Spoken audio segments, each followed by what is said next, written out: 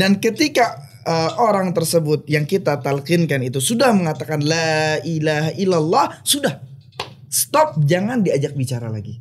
Sehingga dia diwafatkan dan akhir perkataannya adalah la ilaha illallah. Alladzi khalaqal mauta wal haya liyabluwakum ayyukum ahsanu amala. Ya, Allah ciptakan kehidupan dan kematian, tujuannya untuk apa? Untuk menguji kalian, ya para manusia, siapa di antara kalian yang paling baik amalannya. Ada apa nih, Masya Allah nih? Oh.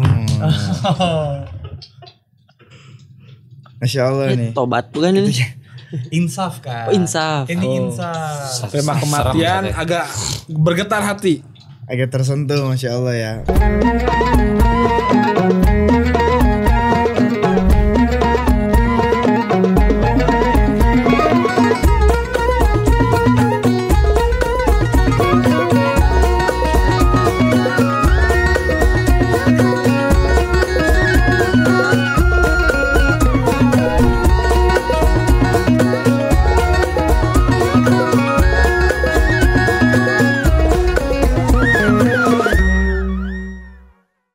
Allah Azza wa Jalla berfirman di dalam sebuah ayat, kullu nafsin dha'iqatul maut.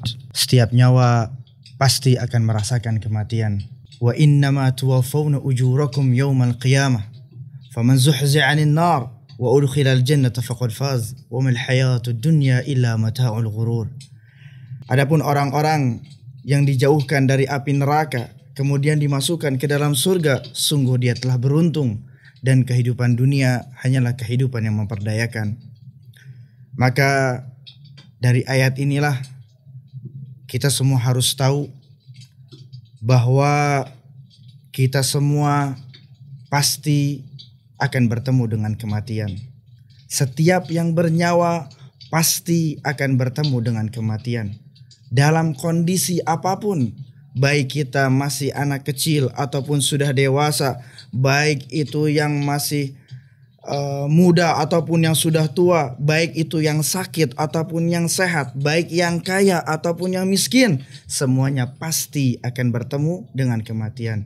Dan tidak ada seorang pun yang dapat lari dari kematian.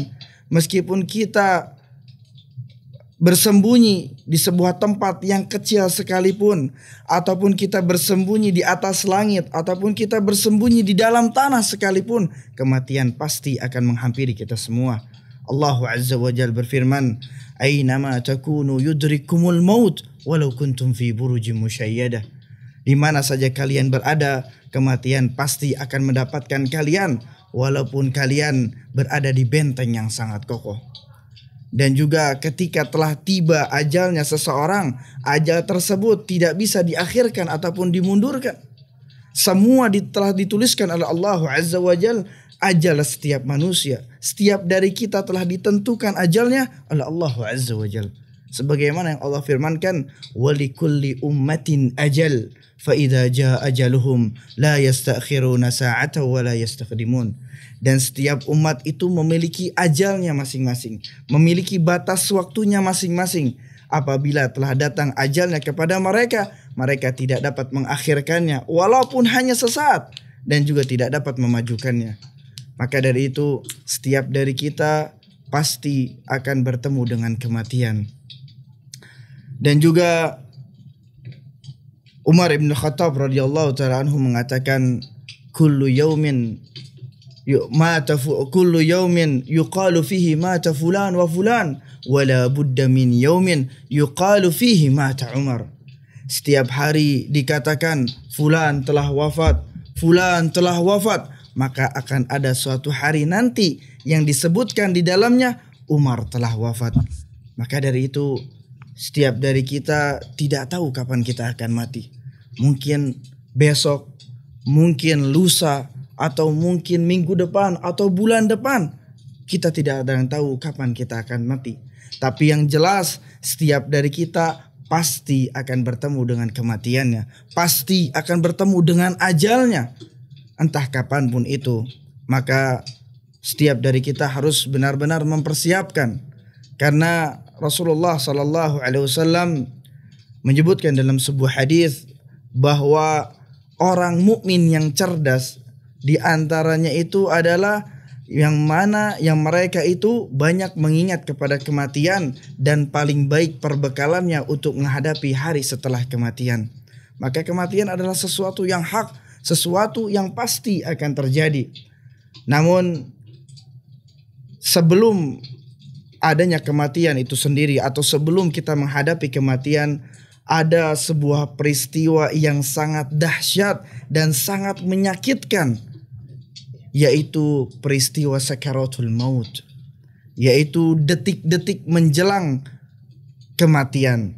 Maka dari itu Allah Azza wa Jalla mengatakan atau disebutkan oleh seorang sahabat yang bernama Shaddad bin Aus radhiyallahu taala anhu, bahwasanya kematian itu lebih menyakitkan daripada goresan gergaji, bahkan lebih menyakitkan dari sayatan pisau, dan lebih menyakitkan dari air yang mendidih. Jika seandainya Allah dapat membangkitkan mayat yang sudah mati, ya, dibangkitkan oleh Allah untuk memberitahukan kepada orang-orang yang masih hidup bagaimana sakitnya menjelang kematian, niscaya mereka yang masih hidup tidak akan pernah hidup nyenyak, tidak pernah hidup tenang, dan juga tidur-tidur mereka tidak akan pernah nyenyak. Begitu dahsyatnya detik-detik menjelang kepada kematian. Maka ada proses sebelum seseorang itu diangkat atau dicabut nyawanya oleh malaikatul maut. Allah Azza wa Jalla mengatakan di dalam Al-Quran, kalla idza balagatit taraqi wa qila man raq wa dhanna annahu al-firaq. Sekali-kali tidak, jika seandainya nafas ini sudah terdesak sampai kerongkongannya, ya, kemudian dia meyakini bahwasanya dia akan berpisah dengan dunia. Jadi ketika nafas kita ini sudah sampai terdesak ke kerongkongannya, kemudian tidak ada seorang pun yang dapat menyembuhkannya. Artinya gak ada seorang pun yang bisa menahan kapan waktu kematiannya. Jika sudah datang waktu matinya, gak ada seorang pun yang dapat menolong orang tersebut, ya. Kemudian di saat itulah, di saat nafas kita sudah sampai ke tenggorokan, di saat itulah waktu taubat sudah ditutup oleh Allah Azza wa Jalla. Gak ada lagi kata bertaubat, ya. Maka Allah Azza wa Jalla, atau disebutkan, dijelaskan oleh Nabi SAW, proses keluarnya ruh, ya, baik itu seorang mukmin ataupun seorang kafir. Afwan bentar. Tapi nggak ada yang bisa menunda kematian seorang makhluk gitu ya. Iya. Tapi banyak orang yang bilang, ya gue suka denger lah ya, itu tuh ini sebenarnya mah kalau misalkan jadi ada misalnya orang lagi dirawat di rumah sakit, udah parah nggak bisa ngapa-ngapain, ini terus nih orang ngomong ini dia masih hidup tuh karena kebantu alat. Kalau alatnya dilepas dia meninggal. Makanya benar pas alatnya dilepas itu dia baru meninggal. Itu gimana tuh? Iya, mungkin Allah Azza wa Jalla menakdirkannya ketika alat tersebut dilepas. Jadi manusia itu tidak bisa menilai. Ya, mungkin hanya bisa melihat tanda-tandanya aja. Ketika misalkan secara medis, misalkan ini jantungnya sudah rusak, ya, atau ini mungkin umurnya nggak akan lama, misalkan itu hanya bisa dilihat secara medis aja. Tapi takdir orang tersebut meninggal itu tidak bisa ada, tidak ada yang tahu kapan dia akan mati. Dokter tidak bisa memastikan seseorang itu akan matinya kapan. Dokter hanya bisa menilai ketika misalkan alat itu dicabut kemudian akhirnya dia meninggal. Di saat itulah mungkin Allah Azza wa Jalla menyatatnya di waktu itu. Jadi bukan berarti juga kalau dicabut terus meninggal atau dia dengan alasan kebantu alat aja lah. Mungkin di saat itu Allah Azza wa Jalla menakdirkan orang tersebut meninggal ketika alat itu dilepas. Jadi tidak ada seorang pun yang bisa memastikan seseorang itu wafat kapan dan seperti apa, itu tidak ada. Sekalipun maksudnya kalau sekalipun pakai alat, kalau emang waktunya yang nggak ngaruh. Gitu. Sekalipun dia pakai alat, di saat waktunya sudah meninggal dia pasti akan meninggal. Tapi ataupun misalkan ketika alatnya dicabut dia nggak meninggal, ya belum waktunya dia meninggal. Jadi Nah, gitu. kalau misalkan kita masih hidup nih, kita bisa ngerasa kayak ada tanda-tanda mau mati gak maksudnya tuh? Feeling Ya. gitu. Feeling atau gimana gitu ya. Wallahu alam ya. Dari yang beberapa yang Anda baca, mungkin diantaranya seperti apa namanya rasa yang tidak enak, ya apa namanya Gelisah. ada gelisah, kondisi kesehatan mungkin yang berubah ya. Tapi apakah disebutkan secara jelas di dalam hadis Nabi? Wallahu alam, ana tidak mendapatkan demikian ya. Jadi apakah seorang itu tahu tanda-tanda oh ini kayaknya ana bakal mati nih, bakal meninggal nih misalkan. Wallahu alam, ana apakah dia bisa merasakannya gitu? Wallahu alam. Karena ada yang sehat tiba-tiba Iya, karena begitu. Tiba-tiba Iya, kalau misalkan seseorang itu tahu misalkan tanda-tandanya ya ketika misalkan sebelum tidur dia bakal bertaubat kepada Allah misalnya gitu. Tapi bagaimana secara jelasnya? Apakah dia tahu tanda-tandanya? Wallahu a'lam. Ana tidak tahu. Terus katanya kan kita tuh bakal meninggal sama apa yang kita lakuin setiap hari. Misalkan kita tiap hari suka main bola, nah kemungkinan kita meninggal di perjalanan main bola atau di saat lagi main bola gitu. Ada hubungannya. Ada hubungannya. Iya. Jadi dijelaskan juga bahwa seorang itu meninggal kondisinya seperti apa yang dia lakukan. Jadi wallahu alam, ini juga mungkin sebagai buat nasihat buat kita semua. Mungkin ketika seseorang tersebut misalkan terbiasa untuk melakukan sebuah amal saleh, maka diwafatkan oleh Allah Azza wa Jalla dia dalam sedang melakukan amal soleh, ataupun sebaliknya ketika seorang tersebut biasa melakukan perbuatan dosa, maka diwafatkannya oleh Allah Azza wa Jalla dalam melakukan keadaan dosa seperti itu. Dan peristiwa sakaratul maut, kata Rasulullah sallallahu alaihi wasallam mengatakan la ilaha illallah inna lil mauti sakarat. Kata Rasulullah SAW, tidak ada sesembahan yang berhak disembah kecuali Allah. Sesungguhnya di dalam kematian itu ada sakaratul maut. Maka peristiwa sakaratul maut ini merupakan sebuah peristiwa yang sangat dahsyat dan begitu sangat menyakitkannya. Seperti yang tadi disebutkan oleh Shaddad ya bin Aus, karena apa namanya sakaratul maut itu, saat-saat sakaratul maut itu seperti lebih sakit daripada sayatan pisau. Kadang kita kena pisau sedikit aja ngerasa perihnya luar biasa. Dan ini lebih dahsyat lagi. Ketika tangan kita terpotong aja kita merasa sakitnya luar biasa. Dan sakaratul maut itu lebih dahsyat lagi. Cuma katanya ada yang bilang gini Nan. Jadi sama kayak di saat kita mau meninggal tuh sama kayak kita kalau misalkan jatuh atau ketabrak. Pas keadaan ketabraknya kita nggak ngerasa apa-apa tuh. Tapi setelah berapa hari kemudian baru tuh ngerasa sakit. Kita meninggal pun gitu. Jadi pas meninggal tuh karena saking sakitnya sampai nggak kerasa apa-apa. Lah. Oh. Wallahu alam. Tapi yang ana baca nggak seperti itu. Itu justru buat agar kita ini tidak berleha-leha atau kita tidak menganggap remeh yang namanya sakaratul maut. Karena begitu dahsyatnya, bahkan Nabi SAW tadi menyebutkan la ilaha illallah inna lil mauti sakarat. Sesungguhnya di dalam kematian itu ada sakaratul maut, ada rasa sakit. Ya, apa namanya bahwa kita akan merasakan kesakitan itu. Jadi bukan hanya sakitnya sebentar terus selesai lah, benar-benar merasakan sakitnya saat-saat sakaratul maut. Semua orang pasti ngerasain.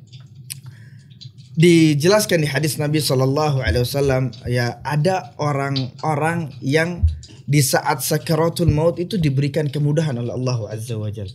Ya. Gimana amal nih? Tergantung amalnya.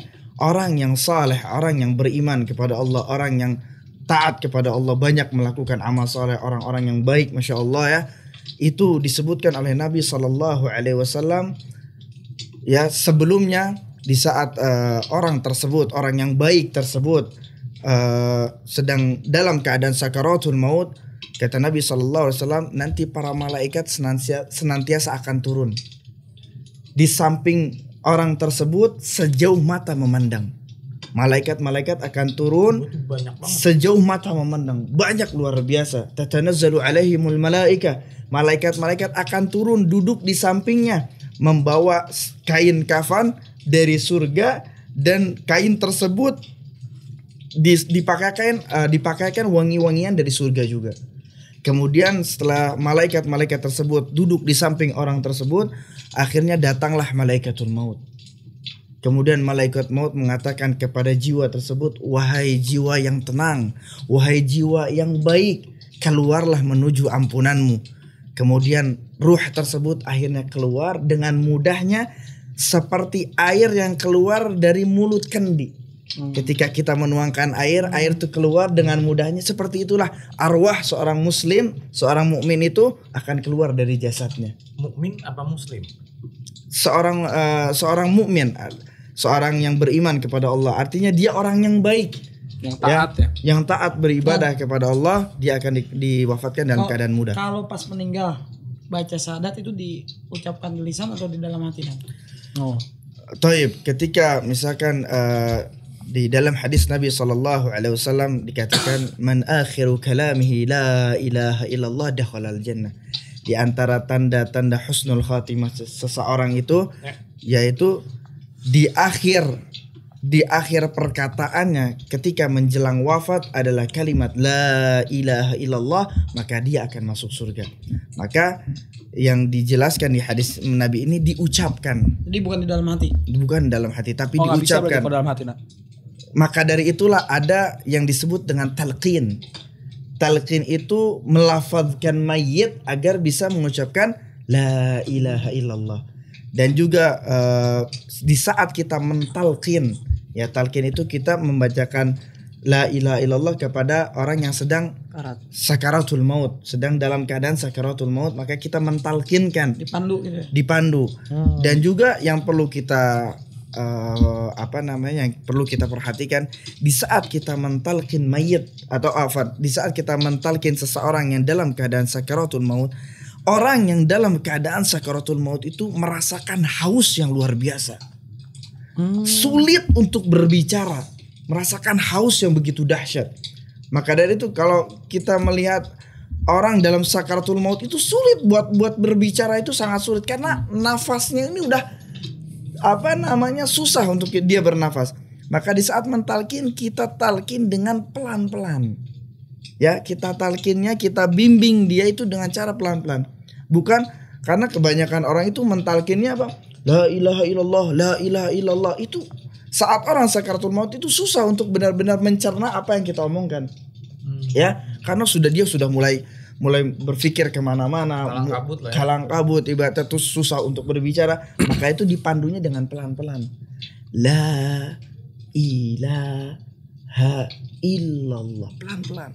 Karena orang tersebut dalam keadaan yang sangat susah gitu, saat kondisi yang sangat dalam kehausan juga, susah untuk bernafas, maka dipandunya itu secara pelan-pelan itu. La ilaha illallah itu jangan cepat-cepat. Ya, dan ketika orang tersebut yang kita talqinkan itu sudah mengatakan la ilaha illallah, sudah stop, jangan diajak bicara lagi sehingga dia diwafatkan dan akhir perkataannya adalah la ilaha illallah. Udah jangan diajak ngobrol lagi, sudah biarkan dia wafat, meninggal, dan akhir perkataannya ada kalimat la ilaha illallah. Kalau nggak berhasil gimana? Apa? Kalau misalkan si orang yang lagi sakaratul maut gak berhasil ngucapin la ilaha illallah gimana? Nah, itu kembali lagi kepada ketika kita sudah berusaha untuk mentalkin ya orang tersebut ya, misalkan orang tua kita atau saudara kita ya, kita sudah berusaha mentalkin, kemudian orang tersebut tidak bisa mentalkinnya atau tidak bisa mengucapkan la ilaha illallah, ya kita serahkan kepada Allah. Jadi maksud gua ada kelebihan gak sih di saat kita sakaratul maut ngucapin la ilaha illallah sama enggak? Itu tadi. Man akhiru kalami la ilaha illallah dakhalal jannah. Ketika seseorang itu bisa berhasil akhir perkataannya adalah la ilaha illallah, maka jaminannya adalah surga. Itu tergantung orang yang ngebantu talkinnya apa amal? Amal juga ya? Ya, itu tergantung amal seseorang.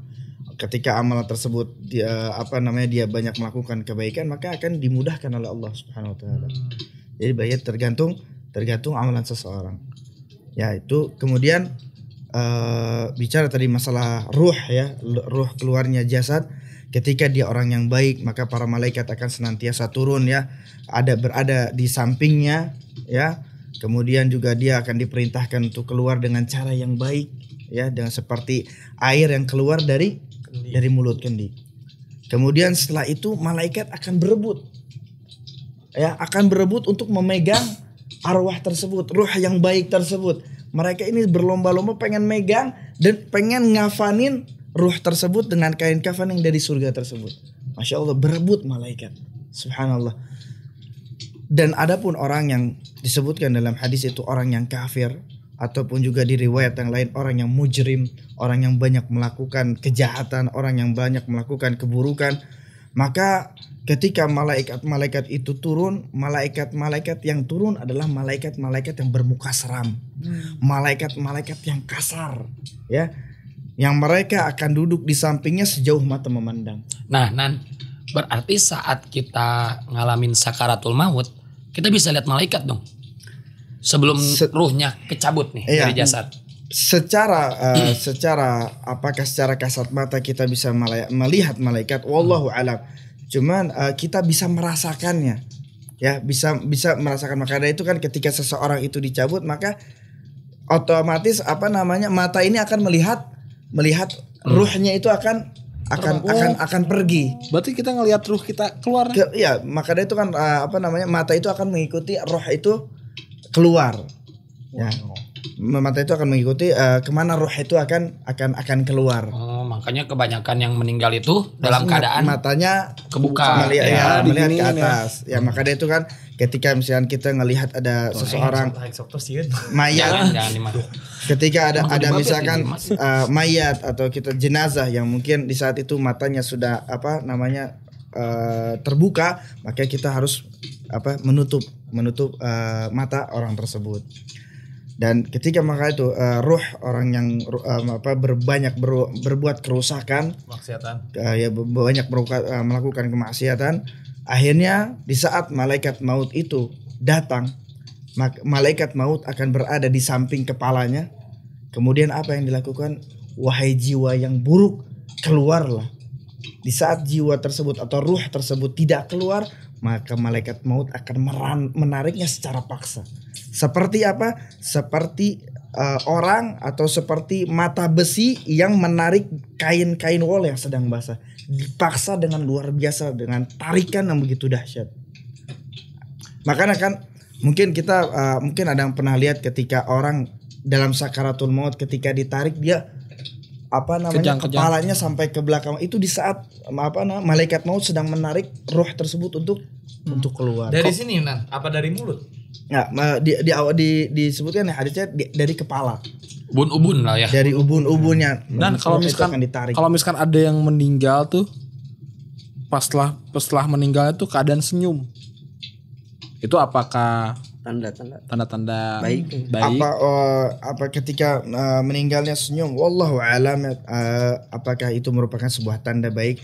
Mungkin ketika orang tersebut meninggal dalam keadaan senyum, dia tahu ya dia disambut dengan para malaikat yang baik. Dia tahu tempat kembalinya kemana, maka dia akan meninggal dalam kondisi tersenyum, bahagia. Dia tahu kemana dia akan kembali. Soalnya kan ada juga ya kadang-kadang yang pas meninggal itu mukanya kayak tenang. Ya, senyum. Ya itu mungkin dari tanda-tanda wangi. Ya, karena itu tadi orang yang baik dia akan diberikan kain kafan yang diberi wangi-wangian dari surga gitu. Dengan makanya itu mungkin ada orang-orang yang dia berbuat baik luar biasa ketika meninggal, ternyata jenazahnya wangi luar biasa. Karena itu. Tapi itu kejadian benar berarti itu ya? Bisa saja, bisa. Karena di hadis tersebut disebutkan orang tersebut diberikan kain kafan dengan wangi-wangian dari surga. Ya maksudnya sampai ke jasad-jasadnya gitu. Bisa kecipratan lah. Meninggalkan jejak. Iya, di antara gitu. mungkin. Sampai ke jasad. Pantas bisa menimbulkan wangi yang luar biasa, mungkin dari amal-amal kebaikan yang dia lakukan sehingga akhirnya Allah muliakan dia ya, bahkan sampai meninggalnya saja dimuliakan oleh Allah gitu. sehingga ketika meninggal akhirnya jasadnya aja nggak bau gitu, subhanallah, wangi gitu, karena ada amal soleh yang pasti dia lakukan. Terkadang ini kita nggak tahu ya. Maka dari tanda-tanda mungkin seseorang itu wafat dalam keadaan baik atau disebut dengan mati syahid ya, mati dalam keadaan baik, di antaranya atau tanda-tanda husnul khatimah seseorang itu diantaranya meninggal dalam keadaan sakit perut. Sakit perut. Ya, itu disebutnya Kram apa gimana? Ya, wallahu alam. Yang jelas dia meninggal dalam keadaan sakit di dalam perutnya. Tupel kemarin tuh. Ya, wallahu Tupel kemarin itu. Padahal enggak usah gue selamat. Tupel kemarin gitu Nan. Oh gitu, sakit perut. Sampai nangis sampai mau pulang ke rumah. Mungkin karena asam lambungnya. Ya, diantaranya itu ya disebut mati syahid, orang yang meninggal dalam keadaan sakit perutnya. Kemudian juga orang yang meninggal ketimpa reruntuhan. Itu juga disebut dengan gempa gitu. Syahid ya, ketika gempa misalnya kemudian dia ketimpa dengan reruntuhan, itu juga Rasulullah mengatakan dia mati syahid, mati dalam keadaan baik. Kalau mati suri Nan? Mati suri wallahu a'lam. Ada gak sih dalam Islam gitu? Wallahu Di hadis a'lam. gitu nggak ada. Kalau nggak zaman dulu gitu ada gak? Jadi yang udah mati hidup Iya. lagi. Wallahu a'lam, ana belum mendapatkan hal yang demikian mati Tapi, Nan, suri. Kenapa kita diciptakan nih, udah diciptakan tapi ujungnya mati lagi gitu. Malah meninggal lagi, ujungnya meninggal nih. Ada endingnya meninggal nih. Kalau ini Iya. filosofi parah ini. Udah diciptain tapi ujungnya meninggal tuh. Ateus. Maka Nanya aja. Ya sih. ada di jawabannya ada di firman Allah. Alladzi khalaqal, di surat Al-Mulk ya, alladzi khalaqal mauta wal haya liyabluwakum ayyukum ahsanu amala.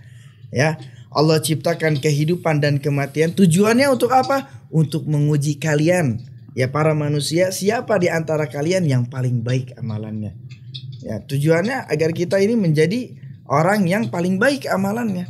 Ya.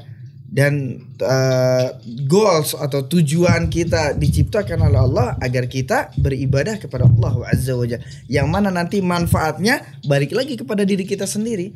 Kita dengan amalan yang kita lakukan, maka kita amal soleh yang kita lakukan maka akan mendapatkan surga.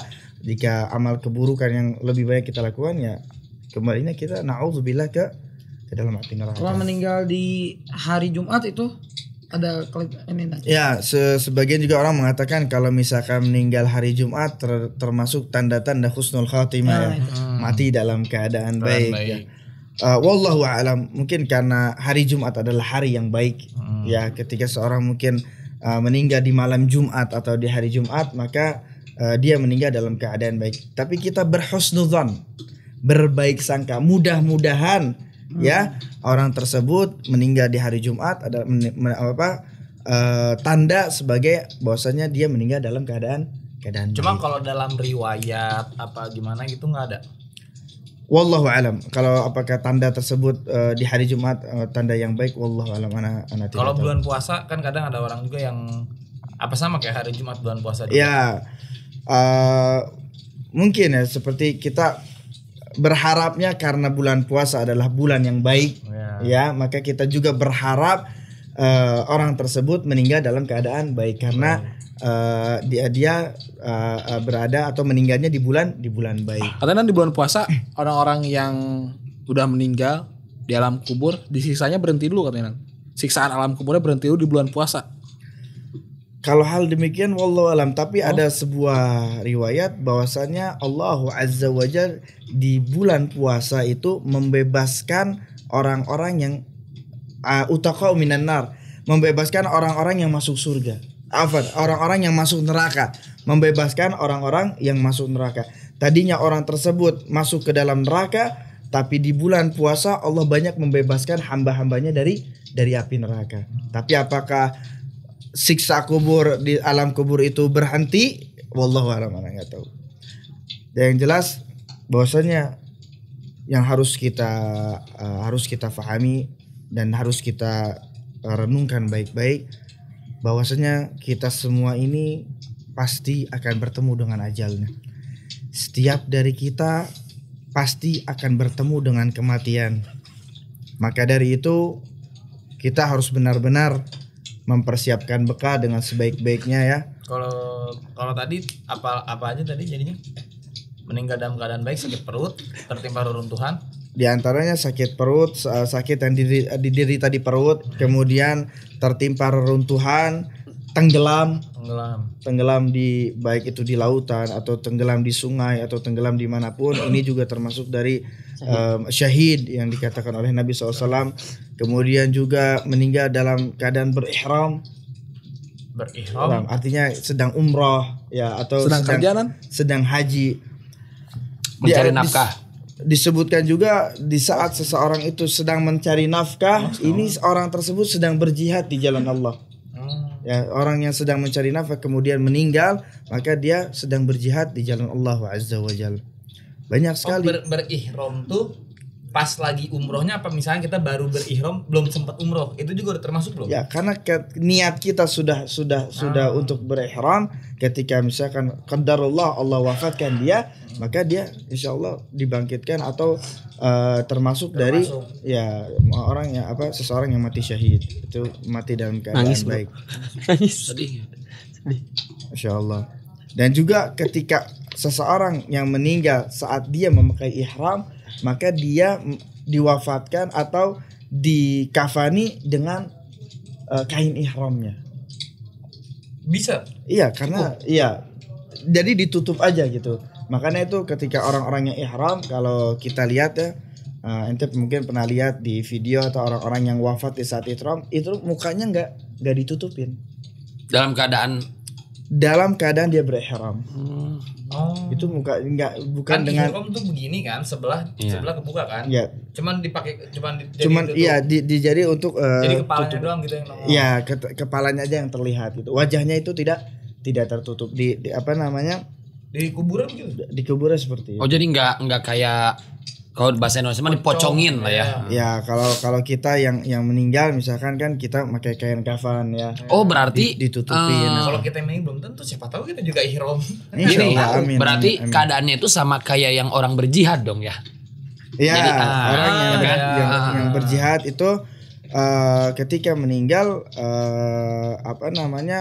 meninggal dikuburkan di saat di tempat itu gitu. Ya. Sama ini juga kan? Iya, dengan pakaiannya, iya dengan walaupun dia pakai jirah besi gitu gimana? Ya, dengan pakaiannya semua. Dia meninggal dalam keadaan baik. Masya Allah. Kayak gamis gitu, Mas. Ada apa nih, Masya Allah nih? Oh. Masya Allah nih. Tobat bukan ini? Insaf kan? Oh, insaf. Ini insaf. Tema kematian agak bergetar hati. Agak tersentuh, Masya Allah ya. Memang kita juga dengan berjalannya waktu ada proses untuk menjadi lebih baik lagi. Tapi mau Islam ataupun mau yang non Islam juga pasti takut sama mati, memang benar itu. Iya. Yang paling ditakut itu mati. Mau siapa nih orang yang paling kaya pasti itu yang ditakutin. Nah, Dan kalau misalkan kita mungkin salah satu Pawas ini salah satu orang yang bergetar hatinya, Nan ya. Ya, karena kalau misalnya Masya ngomong Allah. kematian gak bergetar hatinya, Wah, itu mah udah bahaya itu ya. Makanya kata Nabi SAW, maut, kematian itu adalah sebaik-baiknya nasihat. Kematian adalah sebaik-baiknya nasihat. Ketika seseorang diingatkan tentang kematian, dinasihati dengan kematian, kemudian hatinya tidak tergugah, ya, maka ini yang menjadi bahaya. Berarti hatinya sudah terlalu keras, terlalu hitam untuk menerima nasihat. Karena kematian, subhanallah, kita lihat bagaimana seseorang itu menghadapi kematian, dahsyatnya sakaratul maut yang benar-benar kita itu bakal merasakannya loh. Bukan hanya cerita khayalan, dongeng, ini nggak mungkin lah. Kematian adalah sesuatu yang hak, sesuatu yang pasti. Bahkan di dalam banyak ayat ya disebutkan kullu nafsin dha'iqatul maut, setiap kita pasti akan bertemu dengan kematian. Aina ma takunu yudrikumul maut, di mana saja kalian berada kematian pasti akan menghampiri kalian. Dan kalau ini Nan, ada gak sih kebaikan nih yang satu kebaikan misalkan, kalau nggak beberapa kebaikan yang paling baik yang bikin kita nih meninggal dalam keadaan baik? Kebaikan yang bisa menyelamatkan kita dari mati yang jelek. Ya. Di antaranya disebutkan di dalam Al-Quran yaitu dengan cara bersedekah. Oh, sedekah. Ya, di antaranya dengan cara bersedekah itu bisa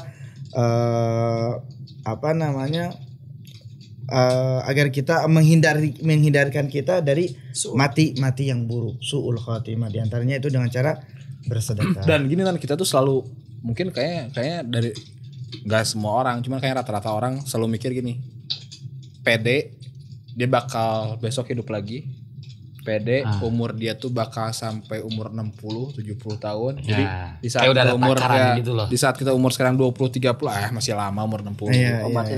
Tobatnya nanti aja. Iya. Nah, kadang di umur 50 nanti umur 60. Dan bahkan sekarang itu udah gak aneh orang nantangin kematian. Ya. Kayak misalkan kan kita nih ya banyak lah orang yang tawuran nih. Ya kan? Itu kan udah nantangin mati dong. Ya kan kadang siap-siap mati. Ya kan? Jadi kita tuh kayak udah gak ada ketakutan gitu loh. Pola pikir kita tuh gitu kayak kebanyakan orang ya gak sih? Iya. Jadi umur kita sekarang berapa? 25, 60 masih jauh. Iya. Maka tadi padahal bisa kapan aja. Iya, betul. Maka tadi disebutkan bahwasanya kita ini tidak ada seorang pun yang tahu tentang kematian kita. Ya, jadi kita juga melihat ya bahwasanya kematian itu datang bukan hanya kepada orang-orang yang tua. Kematian itu tidak datang hanya kepada orang-orang yang sakit. Orang yang sehat, subhanallah. Kita ngelihat fulan kemarin sehat. Badannya kuat. Ternyata malamnya udah meninggal. Walaikumsalam. Terus juga kita ngelihat teman kita aja. Jangan jauh-jauh ngelihat orang-orang yang umur 40 kita, umur misalkan umur 20, 30, baru kemarin kita duduk bareng sama dia. Ternyata besoknya fulan udah meninggal. Maka dari itu nggak ada yang, jangan kita merasa aman yang dari yang namanya kematian. Jangan pernah kita merasa diri kita nih aman. Oh nanti, ana masih sehat. Berapa banyak orang yang sehat secara mendadak dicabut nyawanya oleh Allah Azza wa Jalla. Berapa banyak orang yang masih muda di saat mudanya nyawanya dicabut oleh Allah Azza wa Jalla. Maka mumpung kita masih ada kesempatan nih, mumpung ada kesempatan untuk kita bisa merubah diri menjadi yang lebih baik lagi. Tapi gini Nan, ini agak nyerempet dikit deh, maksudnya agak keluar tema dikit. Kadang orang itu mikir gue belum dapat hidayah. Waduh. Itu gimana tuh? Ya itu banyak tuh. Saat gue gimana kayak kan? Contohnya kayak sederhananya orang-orang perempuan-perempuan yang belum berhijab, hidayah belum. Jawabannya betul ya. Yang penting hatinya baik. Ya. Jadi maka dari itu hidayah itu ada yang disebut hidayah itu dibagi kepada dua. Hidayatul irsyad dengan hidayatul taufik. Ya. Hidayatul irsyad itu artinya hidayah yang bisa kita dapatkan lewat jalur nasihat, lewat jalur orang-orang baik. Nah, intinya kita bisa dapatkan itu. Artinya apa? Kita harus bisa berusaha untuk mencari. Oh, jadi hidayah tuh nggak datang dengan sendirinya? Nggak datang dengan sendirinya. Kita juga harus cari hidayah tersebut. Kita jangan salah persepsi berarti ya. Ya, kita jangan bohongi diri kita deh. Ketika misalkan ente pengen jadi orang baik, ya ente harus berusaha menjadi orang yang baik. Allah tidak akan merubah suatu kaum kalau kaum tersebut tidak merubah dirinya sendiri. Berarti ini mah alasan dia aja. Itu alasan dia untuk membenarkan yang selama ini dia jalanin gitu. Emang kalau misalkan dasarnya nggak mau pakai kerudung, kemudian dia beralasan, oh aku kan belum dapat hidayah gitu lah. Hidayah itu ketika emang mau menjadi yang lebih baik, kita bakal berusaha untuk berbagai cara untuk menjadi lebih baik gitu. Kayak contoh kayak Pawas barusan. Dari yang pakai lekbong sekarang pakai gamis. Iya, Masya Allah. Anting dilepas, kalung dilepas langsung. Dan mencoba lebih baik kan, itu salah satu contoh kan ya. Dari perubahan diri kita gitu. Yang kita bisa dulu kan. Iya, yang dari kita hal kecil. Dari hal kecil dulu kita mulainya. Kita harus bisa merubah itu dari hal-hal yang baik ya. Misalkan selama ini penampilan anak kurang mendukung ya. Apalagi ketika masuki bulan Ramadan, kita harus bisa menjadi orang yang lebih baik lagi. Mungkin selama 11 bulan kita banyak melakukan dosa ya. Ketika masuki bulan Ramadan, alangkah baiknya kita berhenti dulu. Kalau bisa setelah Ramadan nggak terulang lagi gitu. Kita apalagi di bulan Ramadan ini kita harus benar-benar bisa merubah diri kita menjadi lebih baik lagi. Berarti secara nggak langsung nyari hidayah tuh kayak berusaha kayak nyari rezeki gitu juga sih. Wah, makanya betul. Maksudnya berusaha banget gitu kita tuh. Ya, kayak maksudnya kan kita kerja tuh kayak kita mati-matian gitu buat orang tuh. Ada ikhtiar yang dilakukan ya. Berarti secara nggak langsung gitu juga berarti. Iya. Kan maksudnya ketika rizki itu nggak mungkin kita duduk di rumah baca Quran tiba-tiba dapat rizki gitu. Rizki, maka dari itu kan Allah perintahkan kita itu untuk keluar mencari rizki. Begitu juga hidayah itu kita harus dicari. Jadi kalau nggak nyari nggak bakal dapet ya? Kita nggak akan. Ibaratnya kan Allah menyebutkan dalam ayat Allah tidak akan merubah suatu kaum jika kaum tersebut tidak merubah dirinya sendiri. Harus kaumnya dulu, maksudnya harus harus diri berusaha. kita itu berusaha. Kita pengen jadi lebih baik, ya kita berubah gitu. Nanti ketika kita sudah berusaha untuk menjadi lebih baik, insya Allah pasti Allah akan bimbing gitu. Hidayah bakal dia dapatkan. Man, kita kan nanti pasti meninggal ya. Iya. Pasti ada yang nganter kita juga nih. Itu gua lihat cewek boleh ikut nganterin atau enggak tuh? Misalnya suaminya meninggal ikut sampai ke kuburan boleh gak? Ya, berkaitan dengan perempuan itu apakah boleh mengiri jenazah kemudian masuk sampai ke kuburan ya? Nabi SAW itu melarang wanita itu untuk masuk ke dalam kuburan. Kenapa? Karena Nabi SAW itu khawatir para perempuan ini melakukan hal-hal yang dilakukan oleh orang-orang jahiliyah. Di antaranya itu apa? Yang disebut dengan niyaha. Niyaha itu seperti teriak-teriak, merobek-robek bajunya, histeris, berlebih-lebihan. Maka dari itu Nabi SAW melarang wanita itu untuk mengikuti jenazah sampai ke kuburannya. Namanya juga perempuan gitu tapi, sih berlebihan apa? Ya, tapi kalau misalkan apakah perempuan boleh ziarah kubur? Perempuan boleh ziarah kubur. Ya kadang setelah gue pikir-pikir kan, malah kita tuh faktanya udah banyak banget juga di dunia ini. Per detik kan ada orang meninggal, ada orang ngelahirin, tetangga per detik, bener gak sih? Bisa jadi lah ya. Terus tetangga kita, orang tua kita, adik kita, fakta tuh udah jelas gitu. Ada orang yang kita tuh ngelihat meninggal gitu. Cuman kenapa ya kadang kayak gak sih? Kita bakal sedih, tapi seminggu, 2 minggu, sebulan hihihi gitu lagi. Comeback gitu. Comeback. Begitu ya? Kenapa Nenek? Ya, makanya Dan ini pertanyaannya gini. Di saat misalkan contoh, di saat orang tua gue meninggal nih ya. Harusnya kita sedih atau bahagia? Yang harusnya dalam Islam misalkan. Apakah harus sedih berlebihan atau ya udah normal aja? Atau harus bahagia? Bahagia kayaknya udah di blacklist deh, coret deh. Makanya udah hilang. Kita bahas tadi pertanyaan yang pertama ya.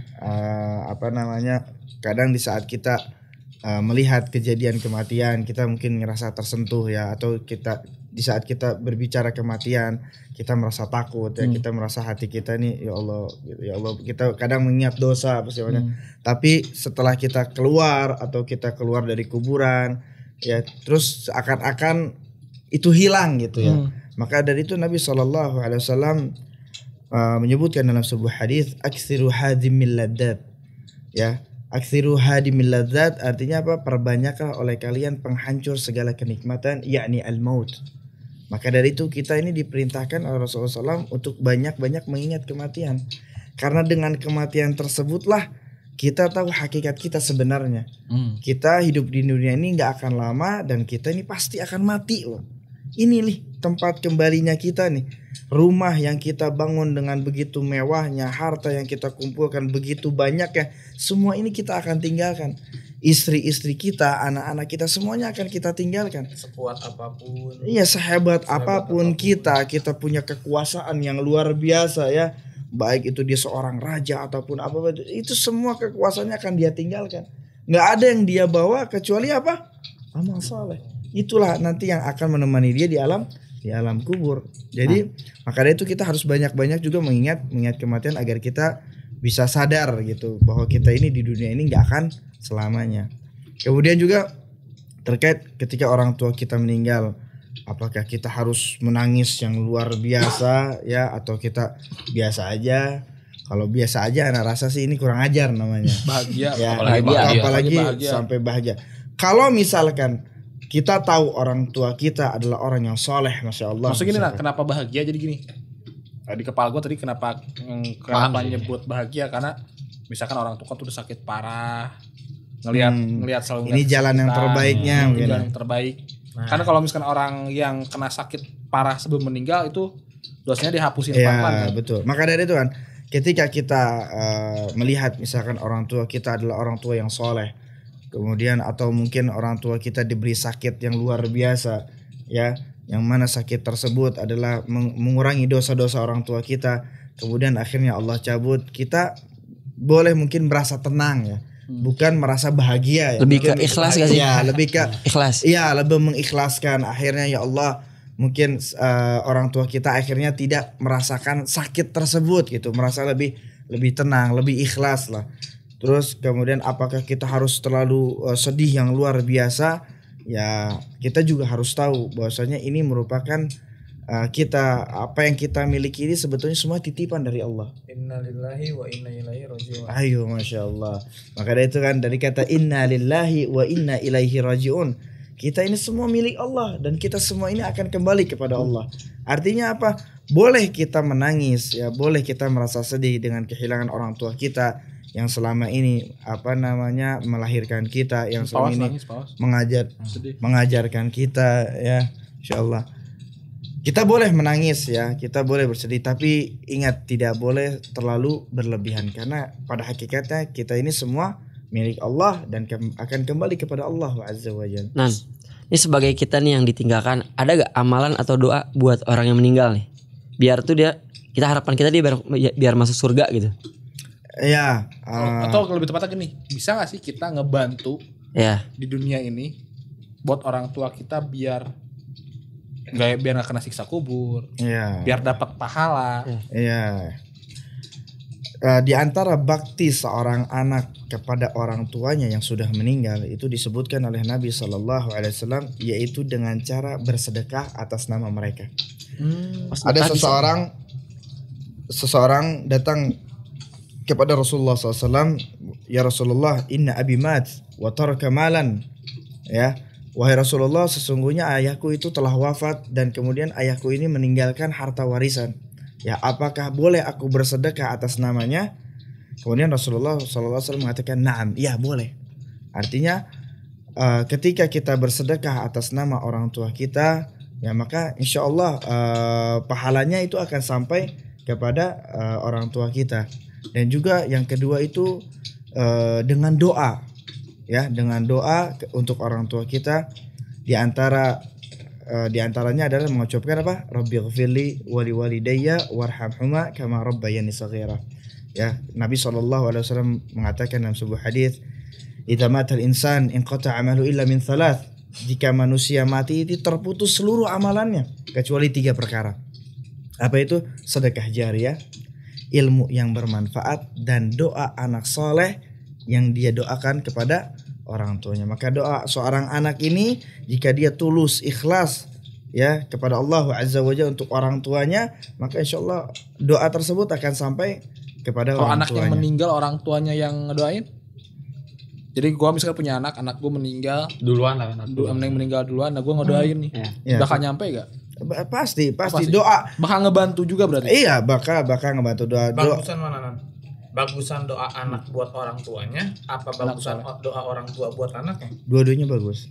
Oh, dua-duanya bagus. Iya. Enggak ada yang lebih spesial gitu. Kalau enggak punya siapa-siapa Nan sendiri. Ente lahir dari mana? Enggak, maksudnya lu sisa sendiri lu. Itu nasib. Lu sisa sendiri nih. Istri nggak punya, ada yang nggak punya, gue meninggal aja. Makanya kayak gini aja dah. Makanya berteman, Bos. Kayak doa teman masuk. Gini.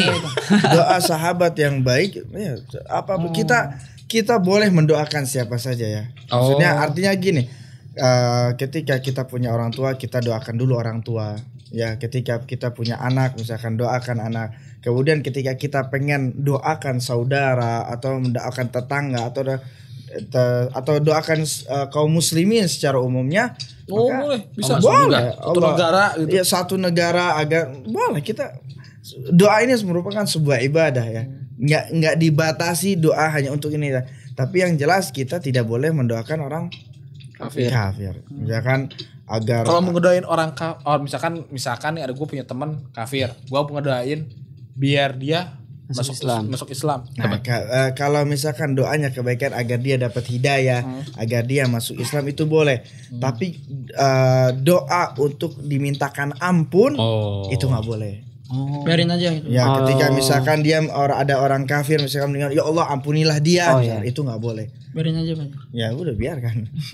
Apakah kita bakal kena ganjaran dosa atau emang apa udah aja? Udah gitu, gak bakal diterima. Emang ya pertama sebatas kita nggak diterima doang. Iya. Iya, karena doa nggak boleh karena dia adalah orang yang namanya menyekutukan Allah Azza wa Jalla. Kita nggak boleh ngedoakan mereka. Dan kitanya bakal kena dosa gak kalau ngedoain? Ya tidak akan dikabulkan oleh Allah. Berarti itu sebatas tidak diterima aja ya. Iya, Kenapa kita harus nganterin orang yang meninggal? Kenapa? Karena sendiri. Karena kenapa? Maksud gua kalau ya apa ya? Keutamaannya apa nih? Coib. Saat ngurusin orang yang meninggal. Nabi SAW memerintahkan kita itu untuk kita menunaikan hak saudara kita sesama muslim. Ya, diantaranya kita harus mengkafani saudara kita atau menyolatkan saudara kita dan sampai mengantarkannya kepada kuburan. Kata Nabi SAW, barang siapa yang menyolatkan kemudian mengantarkan jenazah, maka dia akan mendapatkan 2 qirat. Nah, kemudian para sahabat bertanya, ya Rasulullah, apa yang dimaksud dengan 2 qirat tersebut? Yaitu qirat itu seperti gunung Uhud. Ya, 2 qirat berarti 2 gunung Uhud. Ketika kita menyolatkan seseorang yang muslim ya, kemudian plus ditambah lagi kita mengantarkan jenazahnya sampai ke kuburan, maka kita akan mendapatkan keutamaan yaitu mendapatkan 2 gunung Uhud. Segitu utamanya berarti. Iya, segitu sampai ganjarannya segitu besar. Mendapatkan gunung gitu pahalanya. Ya, besar pahalanya.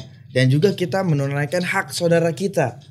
Ya. Oh, emang haknya tuh. Iya, kita anterin dulu. Iya, kita menunaikan urusin lah. Iya, karena di antara hak seorang muslim itu kita ngurusin yang meninggal. Mengurusin mereka gitu. Nah, kalau misalkan gue pernah ngeliat tuh, jadi di saat nganterin jenazah di kuburan biasanya suka diumumin tuh kalau misalkan mayat ini punya hutang piutang, hubungin keluarga. Nah, maksud gue kalau misalkan benar kata si Onya tadi nggak ada siapa-siapa, kayak anak yatim piatu lah ya. Terus dia punya utang gitu, terus nggak ada yang ngebayarin utangnya, gimana tuh? Maka itu ini pernah terjadi kepada seseorang di zaman Rasulullah SAW, ketika ada seseorang itu masih punya hutang, kalau tidak salah itu sekitar 2 dirham atau 2 dinar ya. Kemudian Rasulullah SAW itu nggak mau nyolatin orang tersebut karena Rasulullah tahu orang ini masih punya utang 2 dinar. Kemudian ada kalau salah satu tidak Abu Bakar atau Umar radhiyallahu anhu yang mengatakan, aku wahai Rasulullah yang akan membayarnya, yang nanggung lah, yang akan menanggungnya. Kemudian barulah saat itu Rasulullah SAW menyolatkan jenazah tersebut. Kemudian setelah selesai dikuburkan, keesokan harinya Rasulullah ketemu lagi sama Abu Bakar. Wahai Abu Bakar, apakah engkau sudah membayarkan hutangnya? Kata Abu Bakar, ya Rasulullah, baru kemarin ini orang meninggal. Maksudnya ya nggak harus buru-buru. Santai aja sih. Gitu. Ya apakah harus buru-buru? Kata Rasulullah SAW. Saat ini orang tersebut merasakan panasnya api neraka. Kemudian setelah akhirnya Abu Bakar membayarkan hutangnya, kemudian Rasul mengatakan saat ini mayat tersebut telah menjadi dingin. Artinya kalau ada hutang piutang ketika nggak punya saudara, ya maka sebagai seorang muslim yang mampu untuk membayarkan, maka lebih baik dibayarkan. Tapi ketika misalkan nggak ada yang menanggungnya, wallahu a'lam, mungkin ini ala masyiatillah, itu di bawah kehendak Allah azza wa jalla. Terus orang yang bayarin hutangnya dapat pahala kan? Jelas. Itu barang siapa memudahkan seseorang untuk membayar hutang, jelas mendapatkan pahala dari Allah Azza wa Jalla karena membantu sesama muslim, memudahkan urusan seorang muslim. Lebih utama maksudnya lebih bagus gak buat ngebayarin utang orang yang udah meninggal sama orang yang masih hidup? Gimana? Lebih bagus mana? Gitu? Lebih bagus mana? Apa sama itu mah apa sama aja apa gimana? Misalnya nih si harus diduluin yang mana? Bayar utang orang yang udah meninggal atau bayarin utang orang yang masih hidup, gitu kan? Harus diduluin yang mana gitu? Kita punya hutang sama mayit. Enggak. Misalkan gini. Si mayit punya boleh utang. Boleh gak sih gue contohin ini? Contoh boleh. Fulan. Ada si A sama si B. Si A nih punya utang, si B punya utang. Si A udah meninggal. Si B belum meninggal. Gua nih mampu. Mau gua bantu gitu. Yang gua utamain yang mana? Terus kalau misalkan gue utamain, misalnya taruh gue mau utamain yang udah meninggal, itu lebih bagus apa biasa aja bagaimana gitu? Jelas, yang meninggal yang harus didahulukan. Kenapa? Karena saat ini dia sedang ditanya, sedang chaos gitu. Iya, sudah tidak bisa beramal lagi. Ya, kalau yang masih hidup masih bisa beramal. Kalau orang-orang masih bisa gitu. Tapi ketika dia sudah meninggal, maka ini yang harus lebih didahulukan. Bahkan Rasulullah aja nggak mau nyolatin orang yang masih punya utang. Bahkan disebutkan juga di hadis Nabi Sallallahu Alaihi Wasallam, nih kita sedikit bercerita masalah hutang ya. Seseorang itu tidak akan masuk surga jika dia masih punya hutang. Gak bakal masuk surga. Mau dia jihad, mau dia seorang jihad, mau dia seorang yang ketika dia masih ada urusan sakit perut adami, ya. Sakit perut kan bakal masuk surga tuh. Itu diantara tanda-tanda orang yang syahid. Ketika seseorang itu masih punya hutang, maka dia terhalang untuk masuk ke dalam surga. Maka itu perkara hutang ini, masya Allah, bukan perkara yang main-main ini. Nah, hubungannya dengan manusia ya. Karena hubungannya sesama adami. Mungkin ketika seorang itu dalam hubungannya dengan Allah bisa maafkan. Tapi jika urusannya dengan adami, maka kita sebisa mungkin untuk diselesaikan adami sebelum itu kita. Ya, adami itu antara manusia. Maka sebisa mungkin diselesaikan sebelum kita meninggal. Berarti penting banget. Dengan sangat-sangat pentingnya. Apapun itu bukan soal utang piutang aja, Nan. Baik itu masalah kezaliman atau baik itu pernah kita mengambil hak orang lain. Ini harus benar-benar diselesaikan. Koruptor gimana itu? Dan 200 koruptor. Dan itu se-Indonesia. Berarti enggak, kalau misalkan contoh, Nan. Ada yang koruptor, misalkan koruptor orang negara. Gimana tuh cara nyelesainnya? Harus dibalikan. Ke setiap orang. Enggak, kan negara. Kita karena dia mengambil uang negara. Tapi kan itu kan uang rakyat. Ya, enggak, kita kan bicara apakah koruptor tersebut ngambil langsung enggak tahu rakyatnya siapa. Itu dia, kita kan enggak tahu. Ini kan ada prosesnya gitu. Ketika misalkan seseorang itu mengambil uang, misalkan uang negara misalkan, maka dia wajib untuk mengembalikan. Karena ini urusannya dengan urusan ada berarti kalau misalkan manusia. Kayak misalkan nih contoh raja-raja atau presiden-presiden bikin peraturan yang menyengsarakan rakyat. Modern. Kalau ini misalnya yang menyengsarakan rakyat, misalkan yang bikin rakyat jadi kelaparan, kesusahan. Itu bertanggung jawabnya berat berarti. Iya, berarti dia ada pemimpin yang zalim. Enggak, maksudnya jadi berat banget gitu. Apa? Ya, tanggung jawab itu. Iya, tanggung jawab seorang pemimpin. Itu mah jutaan orang, ratusan juta orang. Karena Nabi SAW mengatakan ala fa kullukum ra'in wa kullukum mas'ulun an ra'iyati. Setiap dari kalian adalah pemimpin dan setiap dari kalian akan bertanggung jawab atas siapa yang dipimpinnya. Ketika seorang pemimpin negara nih, dia zalim sama rakyatnya, maka dia akan menanggung akibatnya. Makanya orang-orang yang bertaat beragama itu sangat menghindari yang namanya kepemimpinan karena berat, luar biasa. Beratnya luar biasa ya. Gak mudah ya. Kalau kita mencuri nih, Nan, kita mencuri nih sesuatu dari orang gitu, entah apa gitu ya. Kita nyolong nih, tapi orangnya nggak tahu. Itu kan kita dosa tuh. Iya. Pas kita udah meninggal gimana tuh? Orangnya nggak tahu. Aman nggak? Apakah sama kayak utang gitu? Kehilangan sama utang. Kita misalkan dulu kecil nyolong duit mama. Siapa yang mau bayarnya gitu? Ini kalau misalkan kita mengambil hak orang misalkan, ya. Tapi orangnya tahu. Mau orangnya tahu, mau orangnya nggak tahu, itu ente udah mengambil hak orang, tetap ente berdosa. Ya. Yang jadi pertanyaan adalah di saat kita misalkan belum bertaubat kepada Allah dan belum mengembalikan hak orang tersebut, maka kita akan berdosa. Cuman sama gak ganjarannya kayak utang piutang gitu. Pas meninggal. Apa beda lagi? Apa jadi gitu? double kan? Udah mah ngutang nguri lagi. Double kia. Ya, artinya ya wallahu alam, tapi yang dijelaskan di hadis Nabi itu hanya hutang. Ya, dain. Utang itu menghalangi seorang buat masuk surga.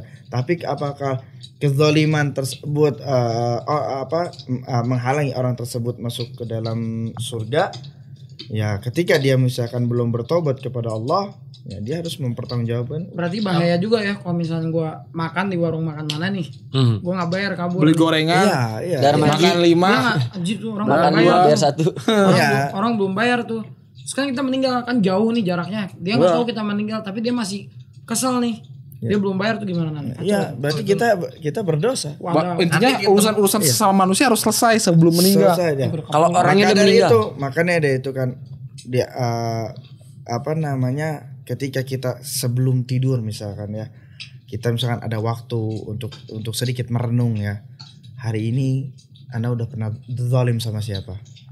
Anda ngambil hak siapa? Anda minjem uang siapa misalkan? Itu sebisa mungkin itu segera diselesaikan. Makanya itu ketika hutang itu harus dicatat. Ya, hutang itu harus benar-benar dicatat. Jadi ketika misalkan ketika kita meninggal ada ahli waris yang tahu bahwa ternyata fulana suami saya misalkan punya utang sama si fulan, dan itu harus segera diselesaikan. Makanya ketika ada seseorang di kuburan ya, di penutupnya biasa suka ada bilang siapa saja yang ada urusan hutang pihutang kepada mayit atau urusan janji yang belum diselesaikan, maka segera diselesaikan. Karena itu yang iya, ketika misalkan ada janji pun harus dituntaskan. Kayak misalkan ana janji sama ente, ana mau ngasih mobil misalkan. Ana janji nih. Ana janji mau ke rumah ente. Enggak, mungkin kalau itu wallahu alam ya, mungkin lebih ke sesuatu barang ya. Ana janji bakal ngebeliin ente nih. Kemudian tidak terlaksana, keburu meninggal. Nah, maka ente sama ahli waris harus bisa bermusyawarah. Gue pengen nanya, tadi kan ngomongin orang meninggal punya utang. Sekarang kebalik posisinya. Yang punya utang tuh yang masih hidup, yang utangnya udah meninggal. Aywa. Gimana tuh? Gimana? Apa yang harus kita lakukan? Cara bayarnya gimana tuh? Iya. Maka kita bayarkan kepada ahli warisnya. Kita bayarkan kepada ahli warisnya. Jadi kita bilang dulu ana punya hutang sama almarhum misalkan ya. Maka ini ana bayarkan. Maka kita bayarkan kepada ahli warisnya. Kita bayarkan hutang kita kepada ahli warisnya. Kalau nggak ada ahli warisnya kayak tadi baik lagi. Tangkara pokoknya. Lebih ke iniin apa? Kalau misalkan kita nggak menemukan ahli warisnya siapa, kita bingung, maka kita sedekahkan atas nama dia. Nama mayit tersebut. Maksud gini gimana sih Nan? Sedekahin atas nama tuh gimana? Iya. Caranya. Gua ngasih ke lu atas nama fulan gitu. Enggak, kita cukup dalam hati aja. Ana bersedekah ini nih, ana niatkan buat fulan. Ya, Kalau gini Nan, sedekah cuman sedekahnya berbentuk umroh misalkan. Misalkan gua lagi umroh, gue pengen ngumrohin ini bisa gak gitu? Maksud apa? Jadi gue misalnya lagi umroh. Ente niatkan untuk orang lain. Jadi kalau jadi agak sedikit ke umroh ya, masya Allah. Apa mau nanti aja umroh di haji. Jadi kalau misalkan ente niatkan untuk mengumrohkan orang, itu artinya membadalkan umroh seseorang gitu. Maka yang harus dilakukan, ente harus umroh dulu. Umroh tersebut ente lakukan buat ente dulu. Ketika ente sudah melaksanakan umroh buat ente, baru ente boleh membadalkan orang lain. Dan itu dimulai dari awal lagi. Seperti ente harus ngambil mikot orang lagi. meninggal ya, padahal. Iya, boleh ente mengumrohkan buat orang yang meninggal ya. Kalau yang masih hidup nggak boleh kan? Boleh gak? Wallahu alam kalau yang Dan masih itu hidup. Tapi yang ana tahu itu untuk orang yang sudah meninggal. Dan itu buat satu individu atau bisa banyak? Nggak, satu orang satu kali gerakan gitu ya, satu kali umroh. Ya, jadi ana niat ini ana mau umrohkan ibu ana misalkan. Setelah selesai dia balik lagi ke mikot, mulai dari awal lagi. Yang ini untuk bapak anak, dia mulai lagi ya. Jadi nggak bisa digabungin gitu ya. Wallahu alam apakah bisa, tapi yang ana pahami, yang ana baca itu satu orang satu kali niat. Ini Nan, baik lagi ke meninggal. Ya udah meninggal aja dah. Kenapa sih kalau misalkan orang meninggal kayak yang di daerah sini aja nih, yang di kita nih, kalau misalkan meninggal tuh harus buru-buru dikuburin. Oh iya tuh. Emang kenapa sih? Apa kalau lebih cepat lebih bagus atau gimana? Iya. Ada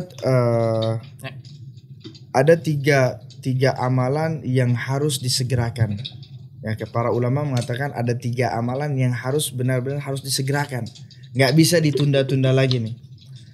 Yang pertama, yang tadi dafnul mayyit, menguburkan mayit, mengubur jenazah. Kemudian yang ketiga taubat, yang kedua adalah bertaubat. Ya, segera untuk bertobat. Kemudian yang ketiga adalah menegakkan sholat. Yaitu tiga amalan tersebut yang harus disegerakan dan tidak bisa ditunda-tunda. Kemudian apa ada hadis ataupun dalil yang harus menyegerakan seseorang itu untuk dikuburkan? Wallahu alam. Mungkin karena mayit ini mengeluarkan bau. Ya, makin lama makin busuk. Tidak bisa berlama-lama, maka harus segera dimakamkan. Maksudnya kayak di pikiran gue tuh maksudnya apa? Kan nanti tuh dia mau ditanya apa, maksudnya apa udah ditungguin nih sama malaikat, buru siniin gitu bagaimana? Buru sini. Wallahu a'lam. Tapi yang jelas karena mungkin itu ya mungkin karena seorang kalau sudah meninggal dia akan mengeluarkan bau, misalkan bau yang tidak enak maka dari itu untuk segera segera dikuburkan. Dan emang yang paling afdol itu untuk segera dikuburkan dan tidak diakhir-akhirkan. Oke Nan. Penutupan. Ada gak satu kata-kata atau penutupan bisa gak lu kasih satu kalimat buat ngingetin kematian? Tapi seperti yang difirmankan oleh Allah Azza wa Jal, kullu nafsin dha'iqatul maut. Setiap jiwa pasti akan merasakan kematian. Maka dari itu kita yang masih hidup harus bisa mempersiapkan bekal untuk sebaik-baiknya untuk menghadapi hari setelah kematian. Ustaz.